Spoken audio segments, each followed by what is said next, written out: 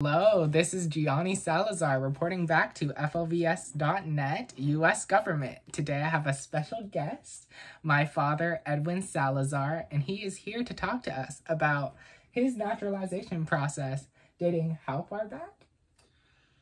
About, 31 years. A really long time. Okay. So, first question, what inspired you to become a U.S. citizen? I was naturalized or became a citizen after serving in the military 6 years, 3 active, 3 reserve, United States Army, and never felt the need to become a citizen. I felt like I was a resident with full standing until my newlywed wife asked me to become a citizen. So, you're a permanent resident first already? Correct. And did you have to, get it renewed every so often, or just... No, I was a permanent resident from the time that we moved to the United States in 1973. From Colombia? From Colombia, South America. And you were 11 years old? I was 11 years old. There you go. So, you went through the public school system, and you were taught all of U.S. history in English through school. But did you learn English back in Colombia too? Well, I learned a little bit of a book knowledge of the language, but I didn't speak it. Okay. I didn't pronounce it. I heard that you guys learned British English over in Colombia. Did that sound okay? By the book. So, you've been naturalized for 31 years, right? Yeah. Around that? I'm thinking since 1992. 1992. That sounds about right. Let's check.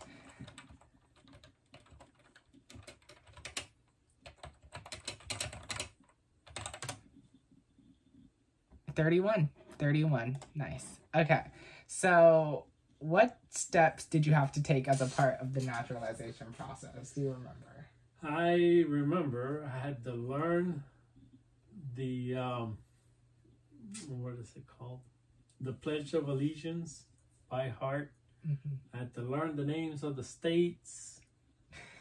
I mean, good. I had to learn a little bit of United States history to be able to speak the language and to it was pretty extensive. Okay.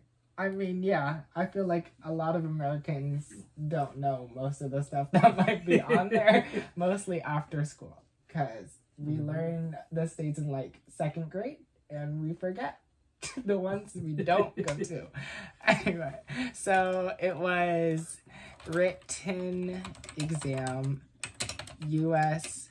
history, and it was also an oral exam. And oral. Like an interview, sort of like this.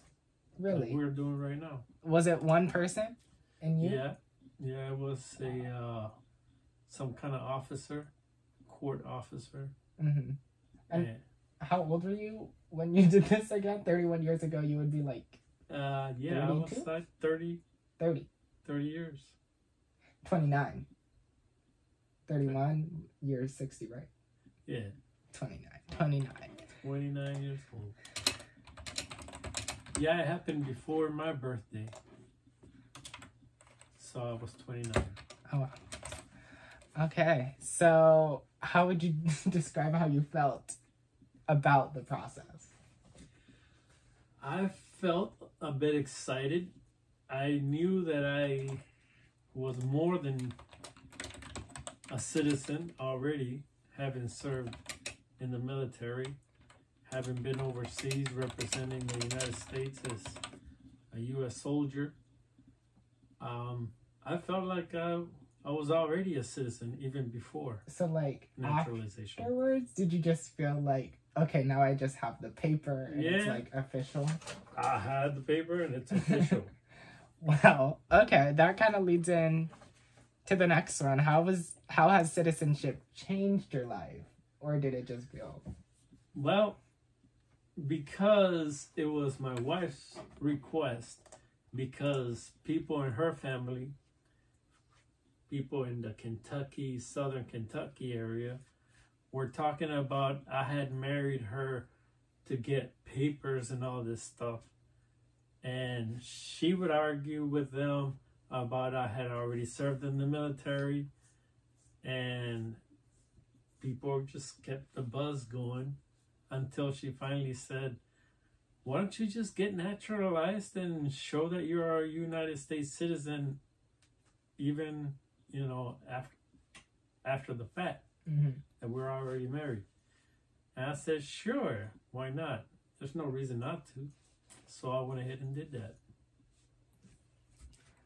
So it's like, I don't know what to say. Did it make your ex-wife's parents happy? It wasn't her parents. Her other family? Yeah, part of her extended family. So, just shut them up. I would just say felt more comfortable. Yeah. A little bit of that awkwardness. Less ridicule. Right. I guess, in some sense. Is your daily life different because of citizenship? I mean, you get to vote and stuff. No, that was all already 19 years after being here. Or yeah. Well, yeah, 18. Yeah. Let's say 18 years after. 19 it was, I think. Yeah.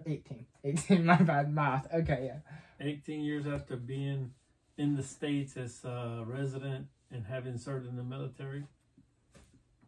There was really no real reason for it, just to have this paper. So, like, didn't cover this yet, not gonna lie, but in the military, did you already get citizen, like, benefits? I don't know that there's benefits, but yeah, I had, at that point, I was already what is it called? A favorable military, I forget what they're called, DD-14, 214, which means that you left the military in good standing, you weren't let go of or fired from your military duty. So, wait, what did we say?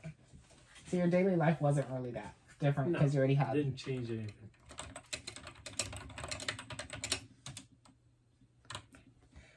Do you feel like it was worthwhile, though, getting it?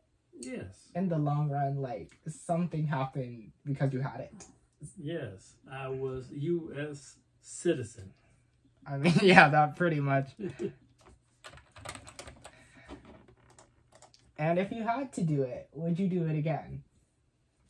Sure. I would say yes, because it helps so much with the FAFSA instead of having to do all that extra immigrant work. Because naturalized citizen, it was one bubble and then I was done. Anyway, thank you so much. And I'm glad you're a citizen too.